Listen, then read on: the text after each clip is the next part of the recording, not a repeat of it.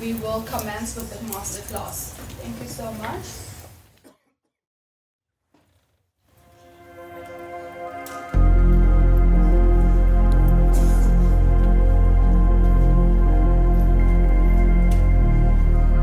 You used to come to school for school trips? For school trips here at the zoo.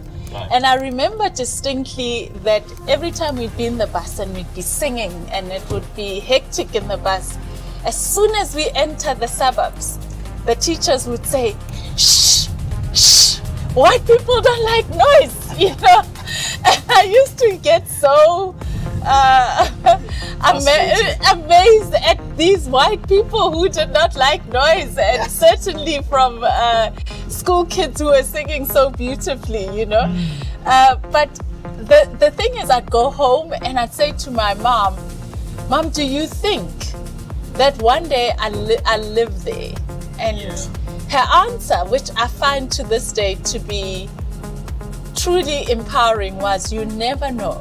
It's amazing what time and choices affords you in life. Every time I look out my office, I just am always amazed that at some point I couldn't even dream of being here without my voice not being heard, and now I'm influencing decisions around this area, which is amazing.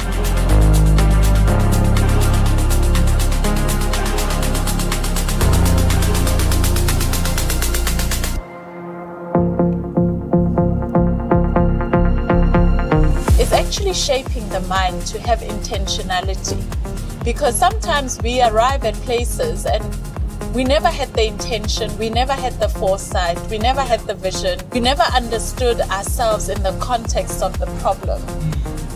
And so we end up wasting the opportunity. I think everything in life is earned. Our time in place, our time in this space, and has to be earned. You can't just, it's not a free ride. You don't just arrive. There we go, Funda Center. So we were chosen at the school to come to Funda Center for extra lessons. A medic student who every Saturday without fail would come and teach. I can't believe this is Tabajabula.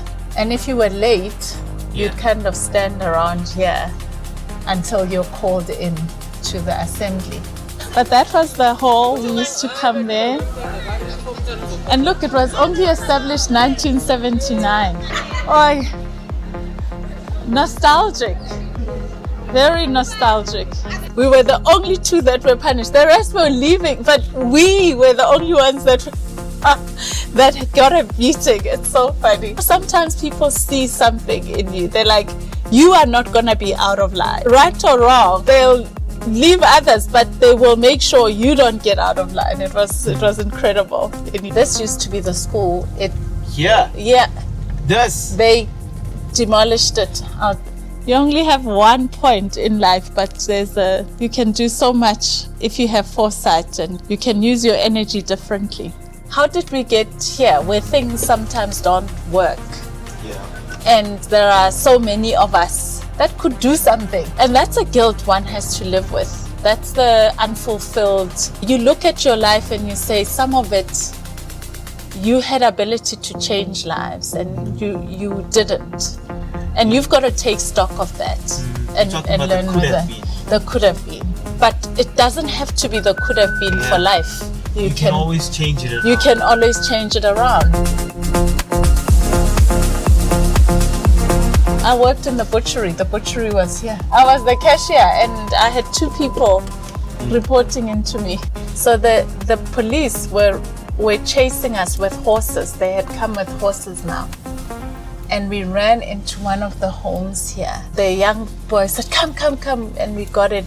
But it was so scary, running into somebody's home. You don't know them, they don't know you, but you're running away from the army because they're now all over. There are a couple of things that sometimes stop good people from doing things. The first one is futility. It's like they think, you know what, my contribution won't count anyway. Why is it that we're accepting that this is the end state for us and actually be almost proud of it? Because we were never made to be comfortable with where it. you are. No. Why can we not also say we come from our beautiful country and we're not strugglers? And if we are not driving that in our own minds, then we accept that lack of access, have to feel lack of. Why? Acceptance is comfort, and there's nothing growing out of comfort.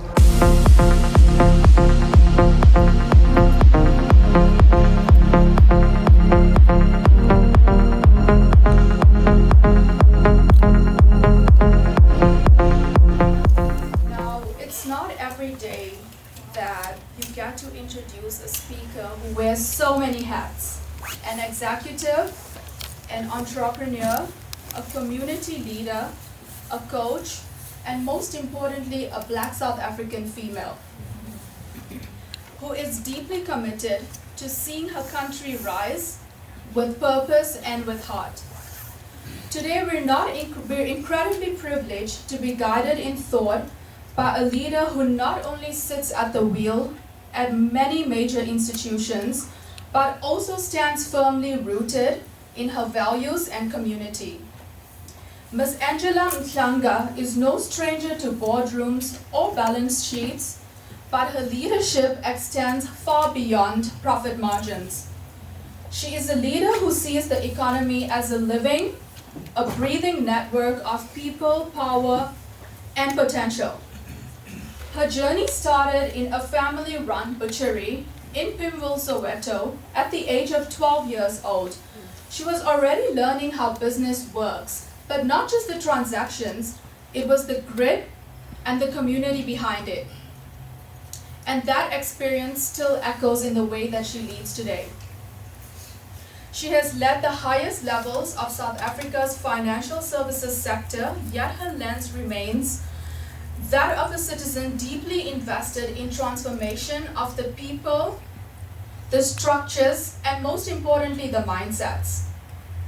Today, she's here to challenge us, to spark urgency, and to invite us into a meaningful exploration into her session, South Africa's Opportunity to Lead with Purpose and Invest with Heart. She will take us into the DNA of our country and our country's economy, how it was built, who it benefits, and what needs to be shifted. She'll draw our attention to the role of business as a powerful force, one that can either perpetuate inequality or it can drive intentional and meaningful change. She'll speak about the strategic allocation of capital, the untapped potential of the township economy, and most importantly, your role as young people as agents of change. Ms. Angela believes that leadership is more than the title that you hold.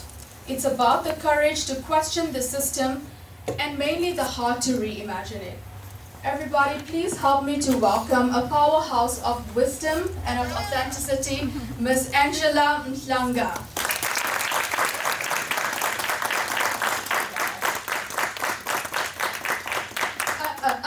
Another round.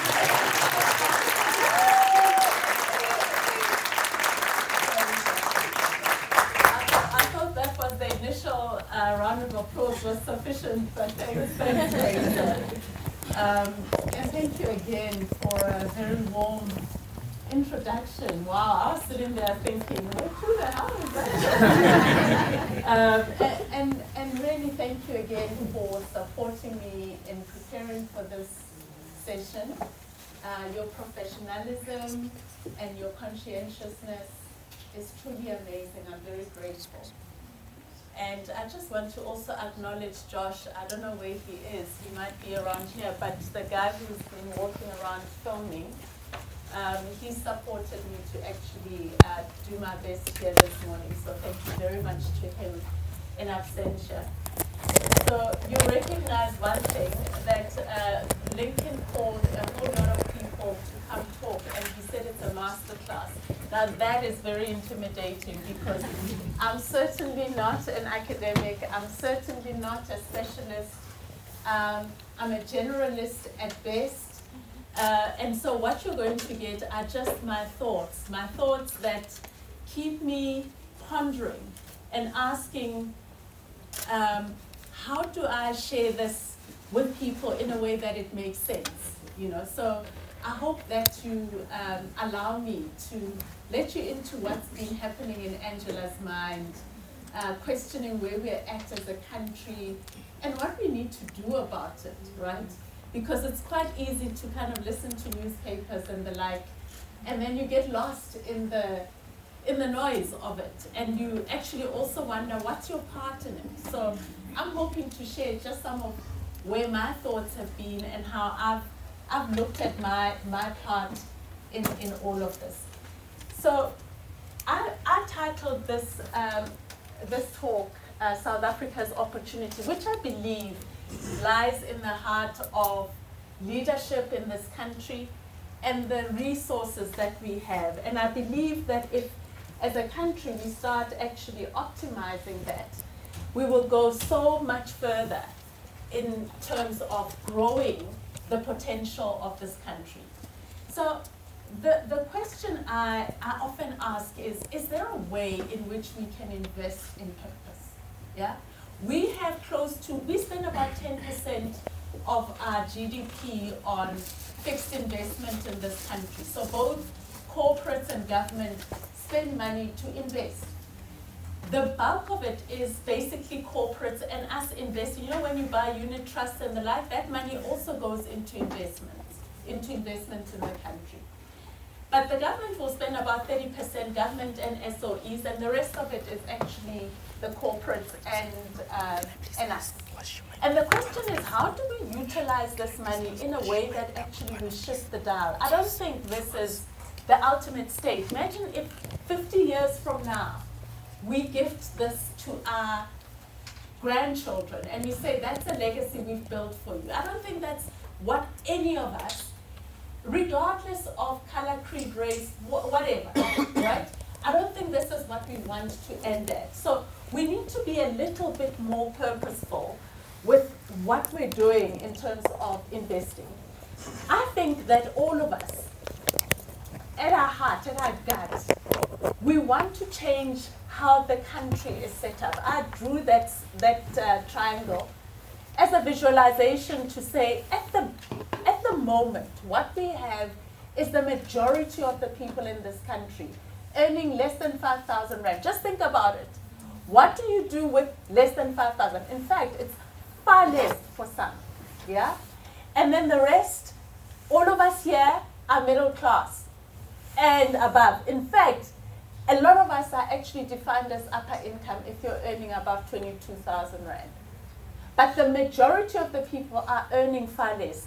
I would like to believe that our future needs to be a diamond, at least, where we actually have the most of the people in this country at least being above middle class, being middle class and above. That sounds like a lot more sensible. We really have a very high level of inequality in our country. And in fact, we're probably one of the highest in the world, yeah? The beauty about changing this kind of trajectory is that it actually will improve how the very thing that we sometimes see and we worry about, when you have political the way that we have unrest, etc., we become unstable. Because you think, okay, you know what, I've graduated, I've bought my townhouse, I live well, but I can tell you now, you will not rest until everybody in this country is actually uplifted, because there'll always be unrest, there'll always be discontent, there'll always be somebody who is going to threaten your livelihood because they're starving and you're the only one who is actually living well. So that kind of setup does not make sense. We need to actually work towards improving that. So where's South Africa now? A lot of it I've already spoken about the inequality. But I want to stress the duality of our economy, which is something that we enter into the workspace not thinking about, yeah? The duality of our economy talks to the fact that you've got one very formal economy. It's got capital, it's filled with large corporates, it's got access to markets outside of this country, there are high wages that are earned there, it's highly regulated, that's one form. And then there's the other, the informal one, right? Where they're very low wages, the people are marginalized, no access to the markets that we're talking about, and it's largely excluded from the benefits of growth. Yeah? In fact, we don't even track it. This is the irony of it. When we talk about other things happening in the country, we don't report on the township economy. It doesn't even get airtime on TV.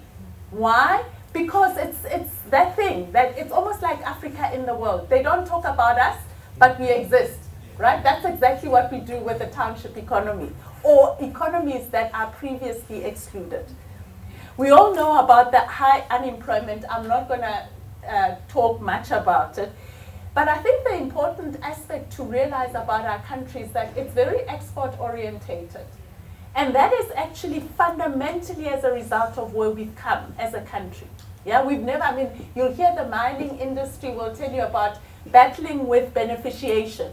Because a lot of what we started doing in the past was actually take what we had and export it. We depended a lot on exported skill set and exported expertise in terms of actually doing better with the stuff that we produce, right? So there's lots of work that's being done around how to utilize minerals, etc., etc. A lot of it sits outside of our country than inside. So we sell everything, we buy it more expensive, kind of. That's what we do. And then obviously we've got SOE debt, which you all know about, that we've got a lot of debt in our SOEs. But one thing perhaps we need to remember with the SOE debt is that a lot of it also comes from actually doing unmandated work. Like to electrify this whole country. Every single person. Remember previously the SOEs were doing work for just a marginal part of the country. Now they have to do for everybody. And some of that needs to be funded by somebody. Yeah. And lastly, the challenge with infrastructure, electricity and water and the like, In the past 30 years though, there's been some things that have been happening that I don't want us to dismiss. Because if you recall, when we got to democracy, and we all agreed, that we are one country, we had to now move, because this is something we must never forget. We didn't say, no, we're moving blacks only. No, we decided we're moving together, right? Because that's what we believe this country is about. We decided that, we're going to try and make sure that we uplift black people as far as the economy is concerned, right? So we've had quite a few successes. We've had a few large owned companies. I think the number could be far more, because if I asked you which large corporates do you know that are fully black owned and founded, you wouldn't necessarily call them out, yeah? And many are still minority owned through private equity. And I think for me, the essence of this slide really is that we've made some progress, but there's still a lot more to be done, yeah? There is an importance, and I'll talk a little bit more about capital, but I think it's important that we talk about the importance of having black capital. Because capital has anyone heard of Emoreki? Who's Emoreki, guys? Do you know Emoreki? No, Andrew, you don't know Emoreki. I have 2 questions. What is Emoreki, Andrew? I've got no clue. Absolutely no clue. So please, somebody help Andrew out. What is Emoreki? Can I ask? Somebody laughed so high. No, it's a blesser. I know that. Aha! Oh, so you know a blesser. A blesser has money in their pockets, and a blesser decides where things are done, how they buy, where they invest, why they invest. And that's the importance of capital. It determines the agenda. I'm a CEO of a business, but I can't wake up one morning and decide, okay, tomorrow I'm opening an office in Pimville, Soweto. I cannot. It's not my money. I'm hired.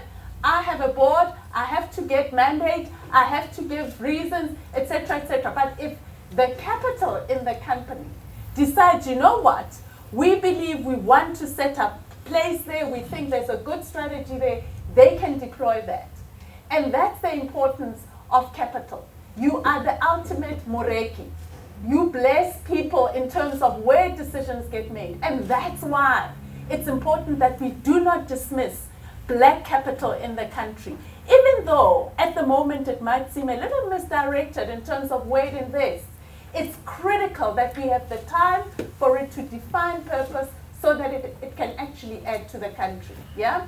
So let us not get sidetracked with that. But why is it difficult to make this transition where we actually have that diamond, right? I think it's because it's complex. It's complex. There are challenges with dismantling structures of the past. And if you work in any company, you realize that sometimes you get into a place and you realize, hey, maybe leadership is not quite right. Eh? The reason why you're not getting to places is because the leader just doesn't get it. And so you're 5 years in this project and people are going in and out. And that's partly what also happens in our country, that we've got, not even partly, we're scoring our own goals, yeah, because leadership is just not there. But I think when people ask, but yeah, you know, and they talk about this generally in like passing comments to say, Mara, you guys have had 30 years, man. I mean, like, nothing's really happened in the 30 years. You've had democracy in all that time. What's happened? And I think it's quite right, yes. High levels of corruption. And it's systemic, and it's embarrassing, and it's disgusting, and you wonder what on earth is going on. But you must also remember that people who came into power had nothing. So they came in, and then they had to make the state their pockets, right? And I think we missed the boat when we came into power to say, how do we properly redress? We just kind of said, okay, go in, and we've got political power and we'll see, right? We never addressed the economic issue that we're still faced with today. So we've got this legacy that we've taken from the past and we still haven't solved for it. So this corruption is the underlying issue. But excluding that corruption, when you look at education, for example, there are key issues there in terms of union power, poor quality teaching, all those things. We have land distribution, you have legal limitations, political resistance. There are quite a few other issues besides just the corruption that we mustn't be forgetting and working on to make sure that actually we make a dent in terms of some of the structural issues. But I wanted to take you back. You know, I did history at school because I just didn't get how energy traveled. They lost me when they said that you can measure push and pull. I was out. I was like, this does not make sense. You mean one can measure that? How? So I ducked and I did history, and thank goodness I could figure out the maths in a way. So I thought I'd take you a little bit back in terms of our history, just so that you appreciate just what has happened. And so that when you solve, and taking you back, because I'll tell you one thing, I'm very clear that this is our collective history. We cannot divorce ourselves from it, but we need to understand it so that we make better decisions and move on. And it's not to poke fun and say, yeah, you know, this and that. It's really to really be acutely aware of the dynamics at play and why we need to change. So we had the Dutch. They ended up until 1795. So when Jan van Riebeeck landed here, up until then, they were in charge. And their primary motive was really to look after the ships. Remember, they were looking after ships passing through South Africa. But they were still, if anything, in all the periods up until 1994, they were very much exclusionary. They were very much racist. They were very much about the business of the day being solving for their own constituency, right? And so that happened until 1795, and then we had the British who had like two parts to to their tenure, over 100 years being here. These are the guys who contributed to the migrant system that we know with the discovery of minerals in the country. And having done that, so also them building out for the British Empire, and then they gave power then to the Afrikaners until 1994. I thought in 1994. Yay. It was until 1994. So they were in power for almost 84 years. And they, as we know, established apartheid as we understand it. And that basically dealt with providing capital accumulation to support farmers who are Afrikaners, businesses, as well as preferential treatment to them.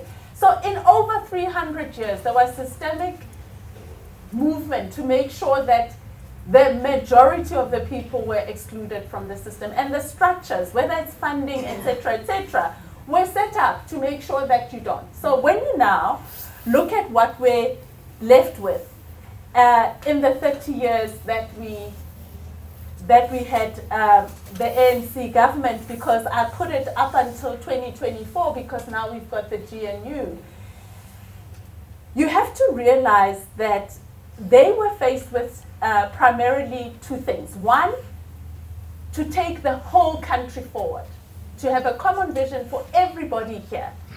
And secondly, you have to also remember that there was no black capital in the market to actually now start creating the change. Yeah? And I told you the concept of Moreki and how important that is. So then, what then do we do when at the moment there is talk about broad-based black economic empowerment must die? I think we need to actually entertain every debate with rigor and proper engagement, because I think to say people should not have views is wrong, and to not create an environment of dialogue so that we have a unified vision is also not going to be helpful. So yes, we might, some of us not like it, but I think it's well worth having that conversation. That's why we're a democratic country and we can engage, right? But I think we must recognize the benefits of triple BEE, at least in terms of what it's managed to do. I certainly would not be sitting and standing here had it not been for affirmative action. And it was not affirmative action because I was not good enough. It was affirmative action to make sure that space was created for me to be there. Yeah? So there was policy pressure, which almost forced companies to actually create change. When I did articles, I can tell you one thing. It was not a pleasant thing to do articles. I certainly was one of the very few. In fact, some clients would say they don't want you to come and audit. And when you understand why, it's because of the way you look. Yeah? So I think to dismiss the importance of this legislation to almost the fact that it only benefited some people, perhaps black capital, is not necessarily a very balanced view. The other aspect of it is that, we talk about the black middle class. I think when you look at the joys we've had when there's been economic boom in this country, it was mainly because this happened, right? And so it cannot be a negative thing to actually include more people in the system. It has to actually be really good. And then black industrial support has happened as well, and procurement-driven decisions are also important. And it's amazing how in every company, the conversation around how much you procure from previously disadvantaged companies is an important aspect. Even there, we can still do better, But it actually is because we've had this legislation happening. I want to take you through to a little bit about purposeful investing that has also happened as a result of some of the legislation that we're seeing here. This broad-based element around, ownership, I think has been an interesting one for me to view. Because when you look at the likes of Royal Bafokeng, where actually the deals that they do benefit the community that they belong in, it makes me wonder, could there be an aspect of this morphing into how townships actually also get the benefit? Why, if we're talking about broad-based, are we not maybe talking about communities more? And maybe that's something that we need to think about. Because then, imagine if the community then owns part of that, you can actually start doing things in that community funded by the income generated from this. So I think that's something quite useful to think about. And then the role of black industrialists.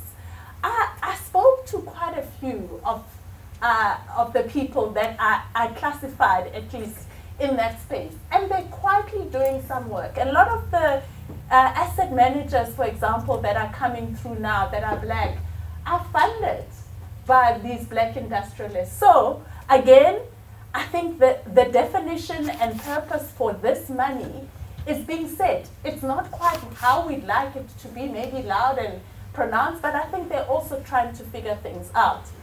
And the funding of black management, of black management to do management buyouts, I think that's critical. Because isn't that what the culmination of this is? We don't just want to buy stakes and just be board members who arrive at a board meeting. We actually want to run these businesses and actually make decisions. So I think that's also a translation of what we want in the economy to happen. So, enablers of purposeful investing. I think banks and DFIs have a huge role to play in terms of enabling this journey. But I think it needs to happen with a different definition of risk. Yeah?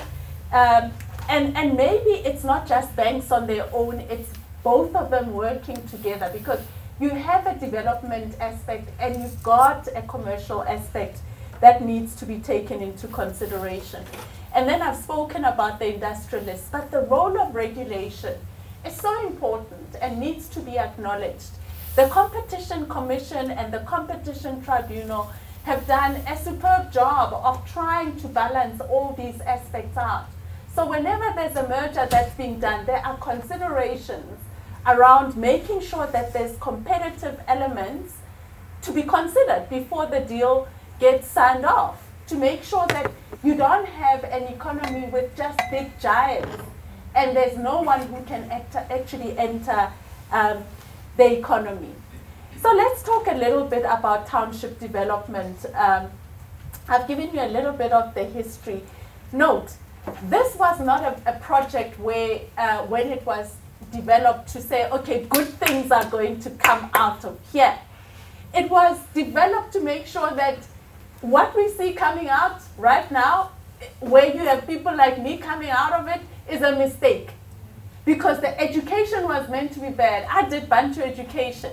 I was saved, dragged out, taken somewhere else. But we were fed what was not meant to make us decision makers.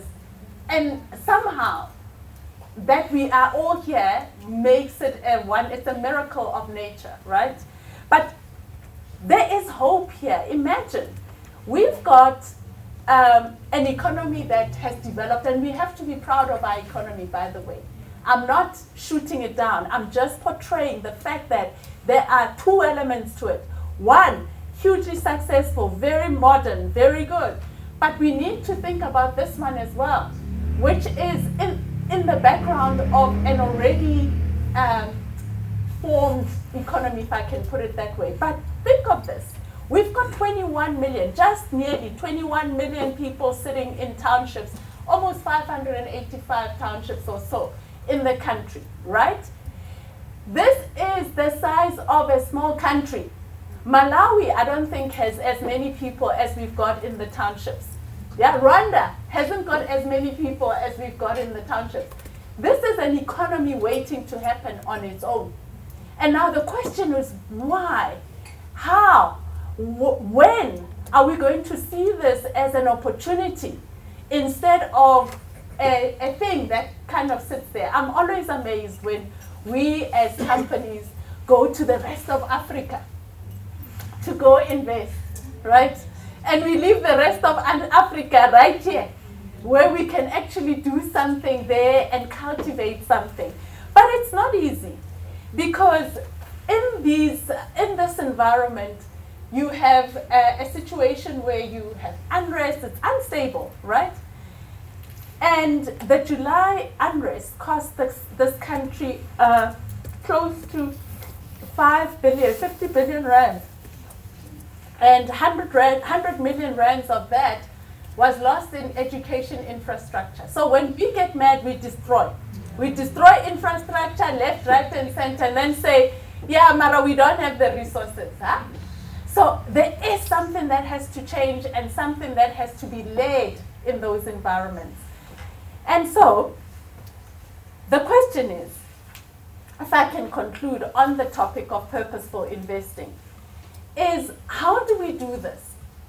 It's not about people just going in and throwing money in the townships. It's about building ecosystems. It's about making sure that the role of government is pretty clear. So you need to have police. You need to have insurers, Sasria as an insurer, us as well as likes of Hollard as well. Everybody needs to be part of this thing to make it happen. You need the role of community, people in the community leading, because you cannot have people we know the people who are burning these things. It's about people leading to make sure that something happens. It's about the role of labor to say, how do we actually look at this? Are we all in it? Do we want, if they offered you a job in Soweto, would you say yes?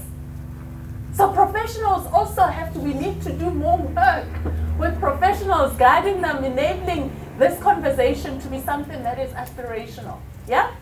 But it all hinges on leadership of our country, because in our country we've made decisions. We said we're a democracy, and so the question I often have when I listen to people talk, I'm like, are you talking just about democracy, or are you talking about the well-being of the people, or are you talking about both?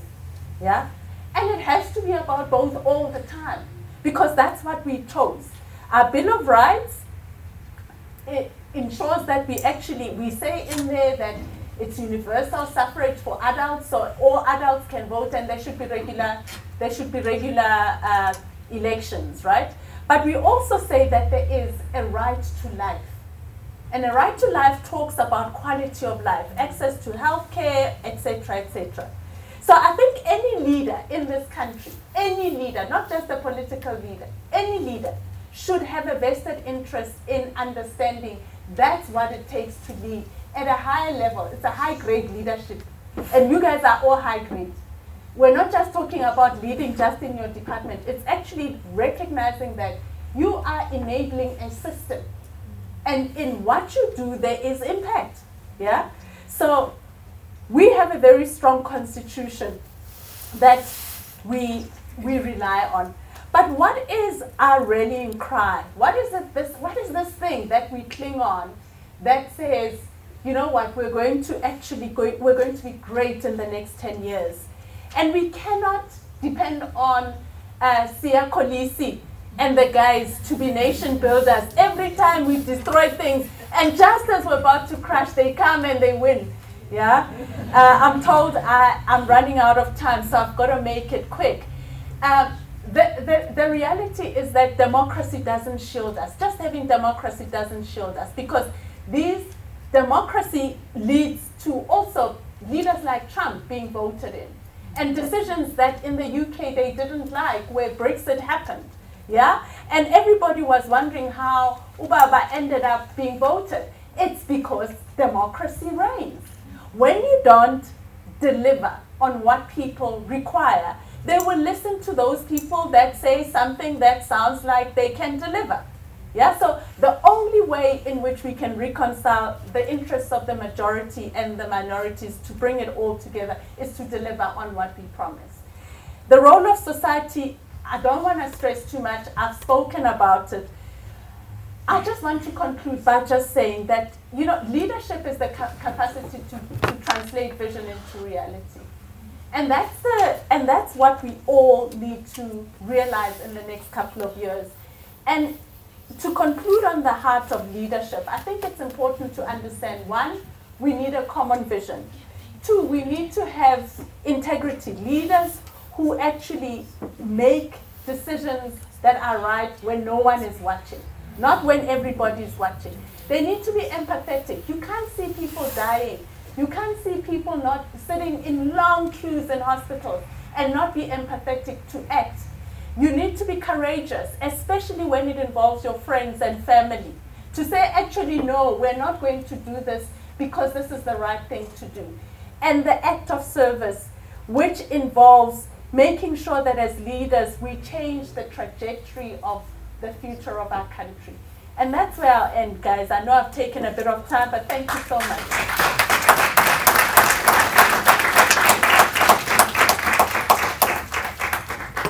Wow, that's all I have to say. And I hope that you have some burning questions for Miss Angela. And we do apologize for the time. We are going to extend the masterclass to 9:10 so that we can at least fit in a few questions. All right, but before we get into that, Joshua, are you ready for us? No. All right, so After the Q&As. let's get into the Q&A session. All right, so questions. The floor is open. And please wait, somebody will come and give you the mic. All right, so the first one, and we will take 2 questions at a time. Good morning. Morning. I'm Angela. I'm looking at South Africa. It's a non-permanent member of the United Nations Security Council. Mm-hmm. It's the only African country in BRICS. So then how do we then maneuver as young people, young leaders, into the transformation space? I heard you talking about transformation. Everything, your presentation was transformation, but transformation is not change, but a process of change. As a young person, I'm working for a company. I'm too transformational. I come from a township in Harangua. Then I get my CEO. They're not too transformational, but they preach transformation. We have triple BEE policies. We have elements of triple BEE, skills development, enterprise and supply development. Skills development, all they do is for points. They enroll learners, young people into learnerships. What happens next year? 12 months, what happens next year? There's years for youth employment. You give us the skills, but what happens after that? So we have Agenda 2030, 4 years to Agenda 2030.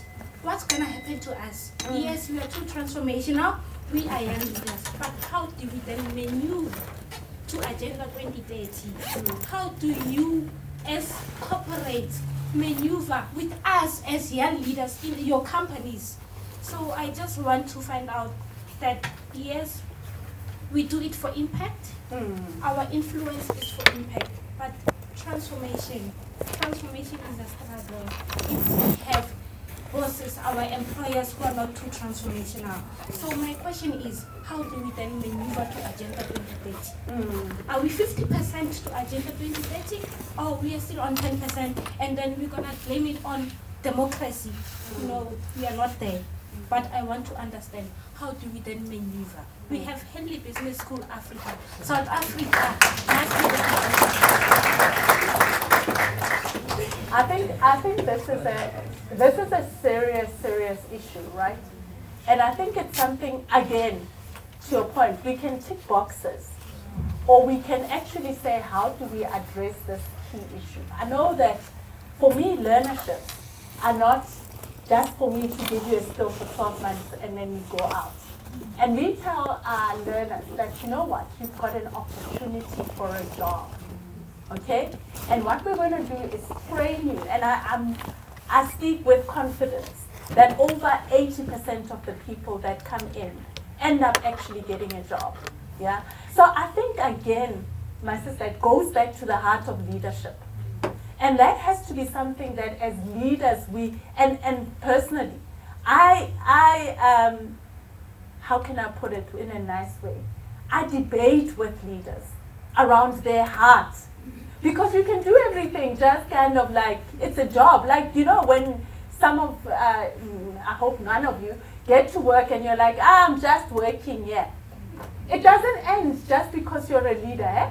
There's some leaders who are just ticking boxes for the reasons that you maybe also know you're ticking boxes. But what we're wanting to create, and that's why you have the likes of Henry, where there has to be a conversation about what it means to be a leader in this country. There has to be an urgency around solving problems for this country. Because you can also qualify, ne? And just all you're worried about is me, myself, and I. Come weekend, it's just me, myself, and I am going to chill, and that's it. I mentioned in the video, there was a medic student. Every weekend he came to teach us. Every weekend. Why was he giving up his time? He had a vision. How many of us here contribute our time and effort to building somebody else? We're too busy. Yeah? But somebody else must. So this thing is about everybody in the system shifting, making a different effort. I've got 2 people in my team. They look after orphans. We had a careers day. They brought, each one of them brought 10 people each. Because that's what is in their heart, right? So what do you do? And the one guy only has matric. And guess what? He's a permanent employee. Why did we make him a permanent employee? Because he showed up. Yeah? So for me, it's really this journey of, one, hearts of leaders in this country needs to be elevated to understand the real problem to solve. And 2, the people in the system also need to pull up as they rise so that you're not the only one getting there. The problem is being the only one there. You don't get support. Yeah? I hope it kind of answers. So not yet there, but we need to all change. All right. Thank you so much. Can we go for the next question? Thanks, Angela. You may have answered my question, but my question is 2-part. I wanted to ask you in the rise, because I think in as much as you are presenting this masterclass of being a leader, I wanted to ask you, what were the things in your journey and projects or things that you kind of saw and you wanted to, or you had that heart of leadership, and how can we, moving from today and from this session, identify those type of places, people, communities around us? How can, like, I want to ask the how. How do we implement everything that you've said today into our daily lives, in our small little clusters, in the people that we have around us? How do we learn? How do we do it? That's such a beautiful question. Eh? I'll tell you what, I've never been the ideal leader. Like, if you look at me, how I talk, and I should not be sitting in anybody's boardroom. Huh? I don't have gravitas in that way, I don't. But what I was very privileged to be given when I was raised was that I'm a human being. You know, with every degree we got, we were told, you're a human being first. And the rest is everything else. And that has taught me something, that I'm no different to you, that actually my pain is your pain, that I can be easily scared and, you know. So the elements of being human has allowed me to actually navigate this place, and I'll explain why. One, I've never assumed I'm too less to become anything. I've always believed I can. It's just sometimes I need to get an opportunity. And because of my dad, who used to say, you sweep last for your boss, eh? They mustn't come find your place a mess. I've always been the one who does the most. You know, they give me a task, I'll go to the nth degree to make it work. Faiza was telling me we're the only masterclass with a video. But that's a mindset. For me, it's like, if I'm asked to do something, I don't want to be the one who makes Andy look bad. Eh? I don't want that. So for me, it's like, even when I was doing private equity, my past was also private equity. I used to leave at 12 o'clock at night. Why? I didn't have children. I didn't have a husband. I was like, I know I'm going to have those things, but in this time, I'm going to stretch myself to the max. So whenever there was a project, I'd be like, me. You know, so I learned, I don't know half the things I've learned where I learned them from, except from raising my hand and being that person. And then the other thing is when I get to work, I never forget that I'm there to serve. I think people arrive at work and they forget, they now they have a job, they're now better than anybody, right? So for me, I look and I'm like, okay, how do I serve the ones up there? What is their agenda? How do I serve the ones here like me? And how do I make sure that the ones below me get the benefit? And so I have always been found to be a leader who's been inclusive and allows people to grow. And I actually generally just think, be a nice person. Not nice in like doormat, but just be kind. Like, why do we have to be dealing with you because you're ugly with people? And just because you've got a promotion, now we've got an issue, right? It's things like that. And strangely, I never anticipated to be where I am. I just think a lot of grace along the way. Things open. As you do the right thing, how you don't realize this other door opens and another door opens. I know you don't quite see it that way from where you're sitting. But just imagine an Angela who was sitting playing Zwippy outside her dad's shop, that she'd be standing here. No, absolutely not. So I think it's a series of making the right kind of choices, decisions, and just being honestly a good human being. Somehow you'll find others that match that. Yeah? And if you don't, you're very quick to say, Wena, I don't want to work for you, and you exit. Done. Delegates, my fellow leaders, I have to apologize immensely. We are out of time and we cannot take any further questions. But before I conclude, I just want to echo some of the lessons that we have picked up from Ms. Angela's presentation. And firstly, it's leading, keeping in mind you're a human, right? Secondly, it's with intention, it's with purpose, and lastly, with heart. And Ms. Angela here has given us a great example of what it takes to be a true leader. Everybody, a huge round of applause. And thank you so much.